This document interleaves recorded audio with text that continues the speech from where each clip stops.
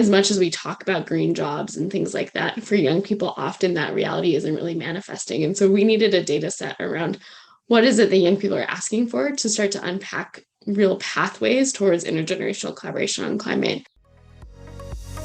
Welcome to Cleantech Forward, a foresight podcast where we explore clean tech customers, capital, and Canada's path to net zero. Tune in to learn more about Canada's most exciting clean tech startups, industry success stories, investor insights, and academic initiatives as we accelerate the growth and impact of clean tech together.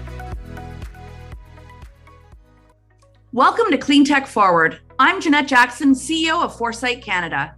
Today, I'm speaking with Meredith Adler, the Executive Director of Student Energy. Student Energy is leading youth engagement in climate and sustainability globally from Canada.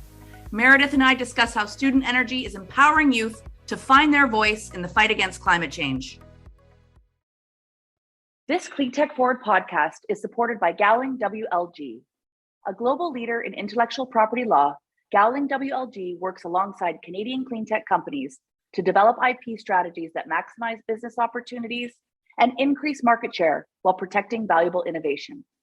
From idea to investment to international expansion, Gowling WLG understands the potential of your intellectual property at every stage of growth. Visit gowlingwlg.com/cleantech to learn how they can support your business today. So Meredith, tell me, how did you get started with Student Energy? What was your experience coming from academic to leading this organization?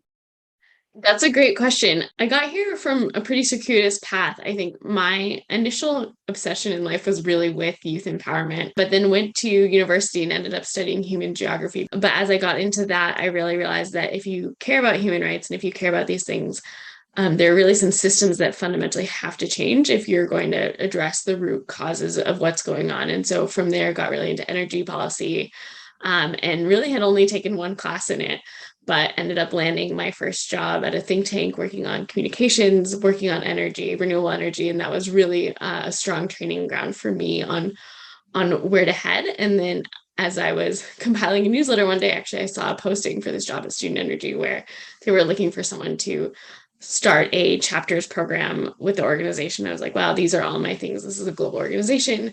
It's youth empowerment and it's energy. And so I was really excited to join.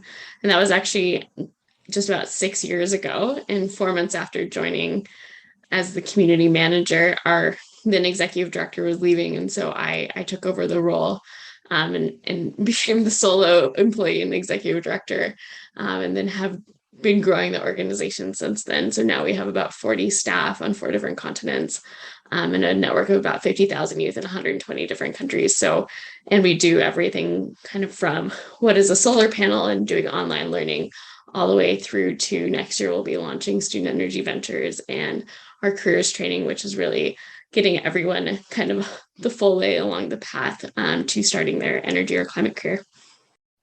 That's amazing. So in 10 words or your elevator pitch, how would you describe Student Energy? We're a global organization. We're working to empower the next generation of energy leaders with skill and capacity building. And we work with governments, companies, and organizations to create meaningful youth engagement opportunities and to help integrate young people into how we shape our climate and energy future. It sounds like you've said that a few times. I know what it's like. Yes. You talked a little bit about a new venture program. Are you allowed to tell us a little bit about that? Definitely. So a big piece of this year for us has been launching our Solutions Movement campaign, actually, with UNDP and Sustainable Energy for All as part of UN Energy's big movement to catalyze how we achieve SDG 7, so clean and sustainable energy for all by 2030. And so Student Energy was asked to lead on a youth energy compact within that. And through that, we really decided to focus on what does it take to do the skill building we need to really make sure that we have a generation of people who are ready to do all of the deployment we need done by 2030. And so for us, that really looks at making sure that young people are able to start their own projects, start their own businesses. And so Student Energy Ventures will be a direct to youth funding program where we provide funding and grants for people's first larger scale energy project, and 2 years of coaching and mentorship. So very much a pre-accelerator program meant to widen the tent on who can get into clean tech work, other climate work, and really provide that feeder program for so many of the incubators and accelerators like Foresight that exist around the world that have great opportunities, but most young people need another step in between their education and being able to get there. Awesome. And now energy, it's well defined. Tell me why you chose energy as opposed to emissions reductions, bioeconomy, or water. That's a great question. So student energy actually started in Calgary, Alberta. And so a piece of that is really that our founders were working in the oil and gas industry and going to school at the U of C and really wanting to talk about how does this energy system that was so prevalent around them actually become sustainable and become climate safe. And so that was really where we started was in Calgary. And I think that's a big part of energy. But really for us, energy is taken in a very meta sense. And so we're really looking at anything that the energy system touches. So food is involved in that, water is involved in that. And so we do have a pretty broad lens on what does it take to create a climate safe future, but we actually see energy as just one of the core systems that really both provides for quality of life of people. Your energy access really determines a lot about your health, your education, your economic opportunities. And that's really important to us as an organization. Equity has always been a really core principle for us. And then energy is one of the systems that most fundamentally needs to change in order for us to combat climate change. And so that's where we've tackled it. And I think from an educational standpoint, from the standpoint of empowering young people, learning about the energy system and learning how it works and learning to think in a systems way, using energy as a tool and a guide really opens up a lot of doors for people and is a great enabler of how do you spark systems level change. If you can understand the energy system, you can start to understand a lot of the other systems that are determining how we work on climate. And so for us, it's been a great catalyst to have those conversations with people and really approach education from a different standpoint and from this experiential education standpoint.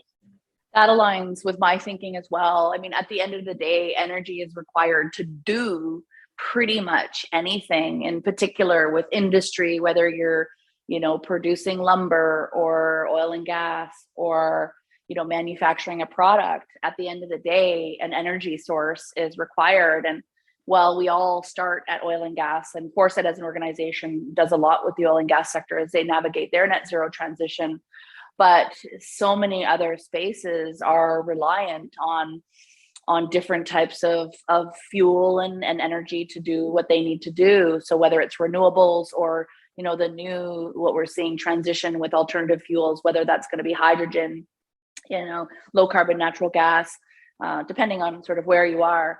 At Foresight, we're really looking at how do we look at energy decision trees? Where do you use electrification?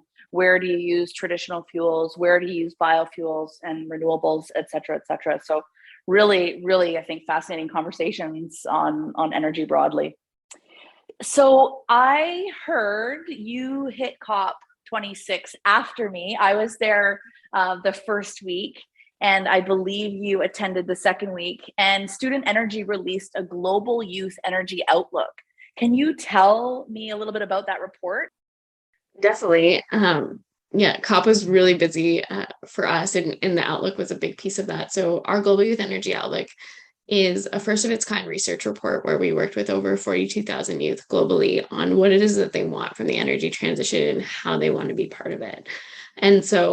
And we had 12 regional coordinators working all around the globe who also facilitate deep dive dialogues and really brought forth a lot of data for youth. And so to back up as to why we did it, for us, there is, or not just for us, actually globally, there's a really large data gap on young people and energy. And that can seem surprising in that, obviously we know about the youth climate protests, we know about different pieces that youth have done. But ultimately, not a lot of people are really tangibly talking to and engaging with young people about exactly what it is that they want and what they're looking for. And so this is really establishing a baseline of data and evidence as to what it is that young people expect from governments and companies going forward, and how they want to participate, and how important it is for them to have a role to play. As much as we talk about green jobs and things like that, for young people, often that reality isn't really manifesting. And so we needed a data set around what is it that young people are asking for, to start to unpack real pathways towards intergenerational collaboration on climate, with governments and with companies that are climate involved. So that's a big piece of why we did this work. And then at COP, it did spur a lot of conversations, because we found some really fascinating things. For instance, like 87% of young people say that they would vote for a politician based on climate or energy policy. And even tons of young people actually are really hopeful about our climate and energy future.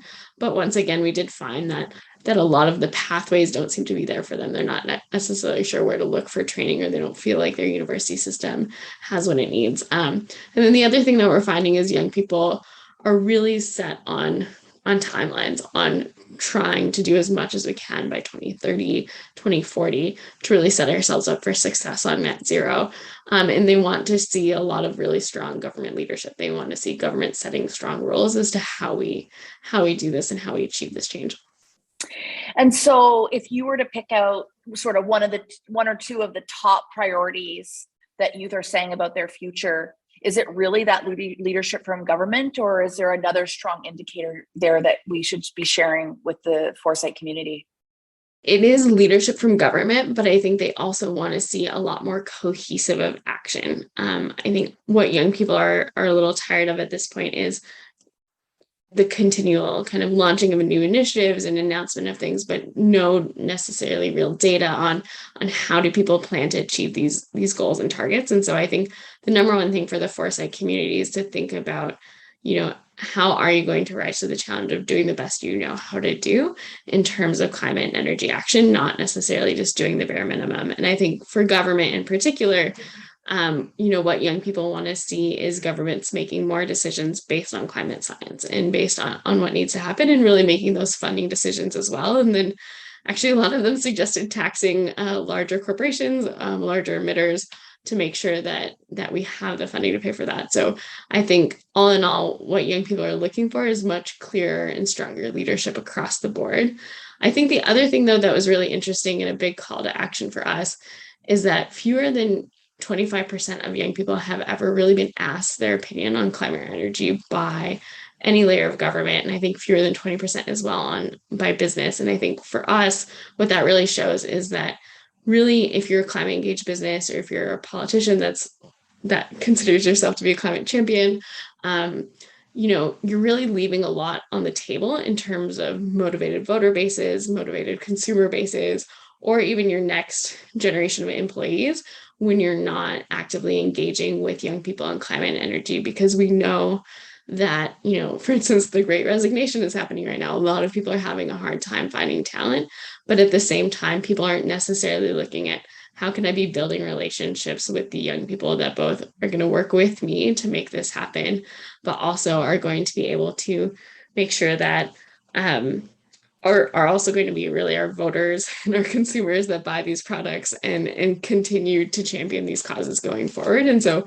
I think for us, that's a huge call to action, is that there's really great ways to be engaging and working with young people, but there does seem to be a big gap in the comfort level of businesses and governments to do that, and also in the knowledge of how to do that and how to have those effective relationships. And so with that theory, like essentially if government leaves, businesses will follow. Is that what you think? It's not exactly what I think, but I think basically the idea is really that people want to see government setting strong rules and standards on how we do this.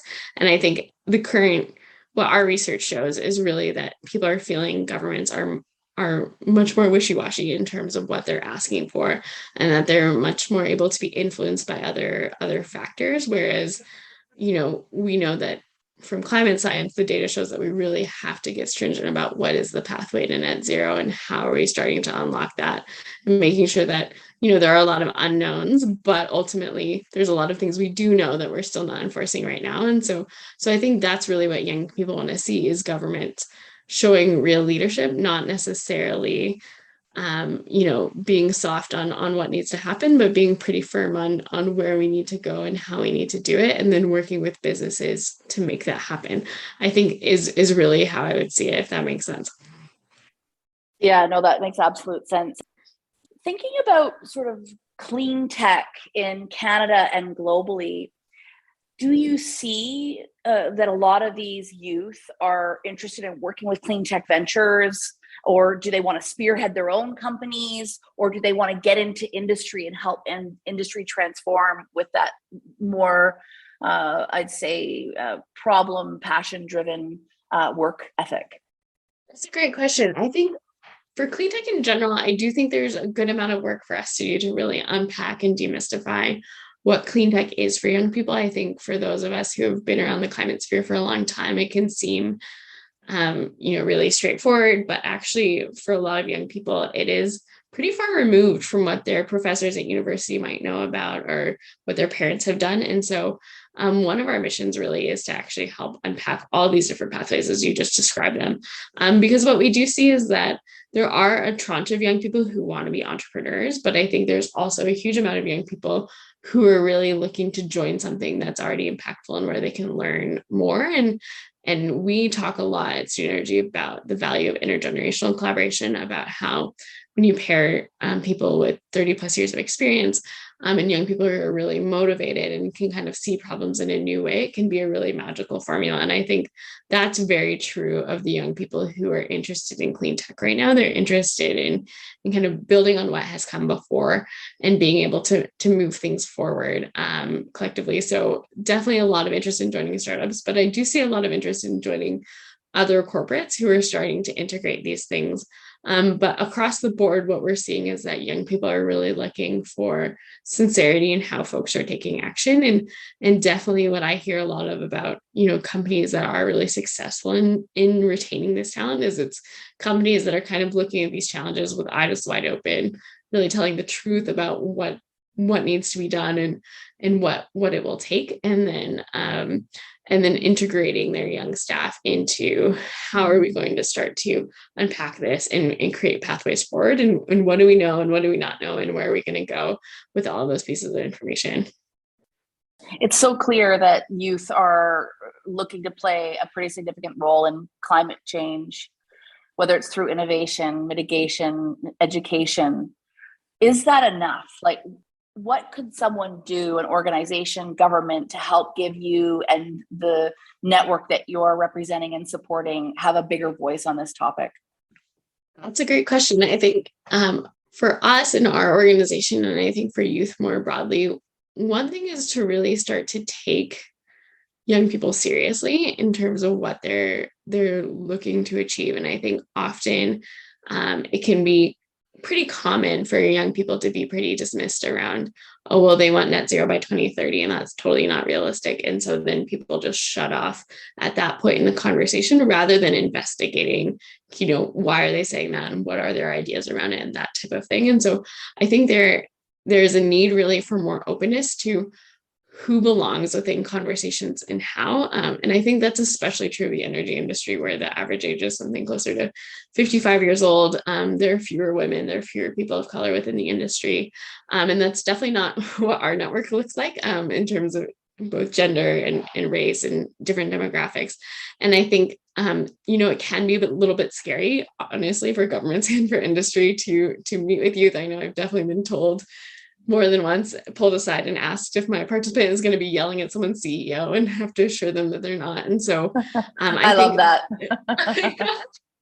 Yeah. And I mean, but it's a funny story, but it's also really speaks to the challenge, is that everyone's really tiptoeing around each other instead of kind of diving in and trying to solve these problems together. And so for governments and for industry, I would say, you can take youth really seriously as a partner in in these pieces. But I think also part of taking them seriously is recognizing that it does take resources for that to happen. I think often there's this misconception that young people have infinite time or kind of infinite resources to spend on these things, but you really need to approach partnerships with young people as you would approach a joint venture with another company or a partnership with another, level of government. You need to approach it with intentionality and with shared objectives and with thoughts towards, okay, how are we going to support each other going through these pieces, and really recognize that while people who've been in industry for a long time have a lot to teach the next generation, there's also a lot of reverse mentorship that can be happening in terms of making change happen. And I think that was really the number one thing I would call for is an openness to working with new types of people, but also, a sincerity in pursuing those relationships and taking them really seriously. I love that. I was at a session with the Prime Minister right before COP, and there were many youth at the center, and one of the youth representatives really stood up and said, youth isn't for the future. We're here now. We're here ready to do things and ready to ignite change and support change. And I thought everyone in the room had to really take a pause and a breath and think, wow, yeah, that's right. Like, this isn't looking forward 10, 15 years. Thought leaders come from all ages, all demographics. And quite frankly, 2030 is going to come faster than we can even blink. And I don't even know personally if it's fast enough. I think there's things, like you said, that the youth are acknowledging that we can do now, and there's no need to wait. And we need to rip some Band-Aids, make some decisions, and get going with it, as opposed to sort of, let's call it what it is, greenwashing, or talking ourselves out of not doing it for some sort of less than risky way.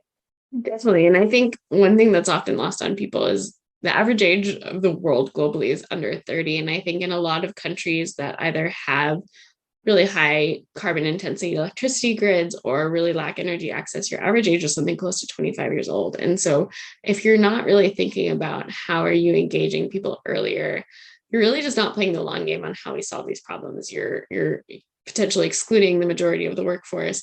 And also, a lot of people make up their minds about how they're going to vote, how they're going to consume by the age of 25. That's what psychological research shows us. So if you're not engaging young people, you're really also making it much harder to make progress in the future if people don't understand who you are, how you operate, and help them see you as part of the solution, really. All right. Now I've got a question more for you. Why is this cause so important to you, and why are you investing all of this time, energy, passion into it? I think for me, I'm really passionate about it because I just see so much missed opportunity, to be honest. I see so many times where people have great ideas, but they're not really getting them off the ground in terms of having enough people supporting it, or, there are infinite ways to start to change different systems, but people can't find the staff or can't find the funding or other different pieces like that. And a lot of it really does come down to the fact that we're missing the opportunity to work collectively and work together. And young people are so good at that. They're actually really good at coming together, examining a challenge, and starting to find a cohesive way forward that's based on some core human values. And so for me, that's really what it comes down to is how do we value people, and how do we make sure that we're moving together more cohesively? And so this is a little bit of a convoluted answer, but ultimately that's really where it comes from for me is I can't stand watching, reports go out that are brilliant and never get read, or, great business ideas that never get funded, or also incredibly talented people that are coming from groups that are frankly systemically excluded from climate and energy and environmental work, who would be such champions for the industry if we could just open our eyes to how to work with them. And so for me, it's all about making sure that we're taking the most advantages we can of the resources that we already have. And a lot of those resources are really human ingenuity, if we can make sure that we're starting to get the right people at the right tables. Amazing. Okay, to close off, you spent 6 years at Student Energy. You have lots of opportunity ahead of you. what does success look like for you and the student energy team in 2025? Us in 2025, our Solutions Movement campaign will be well underway. And so having that full portfolio built out and being able to start launching a lot of those larger scale youth projects and really proving what young people can do, I think is the biggest part of success for us. But then I think also looking towards our theory of change, what we really want to see and what I think is starting to happen is really this idea that young people in all types of generations and people can be involved at decision-making levels and be working together. And so definitely see more success stories coming from business groups, government groups, and others who are ready to do that, who are ready to really work on empowerment of young people and thinking differently about what leadership look like for all of us. And so those would be my two things: big projects coming from young people, and then really cohesive intergenerational leadership going forward on climate. Meredith, thank you so much for joining us today. I just reflect back on that, time 2.5 years ago. We were on a stage, both of us, organizations of 2 people, and now Student Energy is a massive global going concern. We're here to support any way we can. Congratulations on the success, not only for you, but the entire network that you're championing and leading. I love it. We look forward to supporting any way we can. Great. Well, thank you. And same here. I think we've all been really inspired by your work and so excited to see that continue to grow as well. Thanks for listening. There are so many ways you can get involved with Student Energy. Check them out at studentenergy.org. Next week, our panel of investors are joined by Alex Ip, co-founder and director of partnerships at Seert Systems. See you then. To learn more about Foresight's programs, events, and more, visit us at foresightcac.com or follow us on social at ForesightCAC.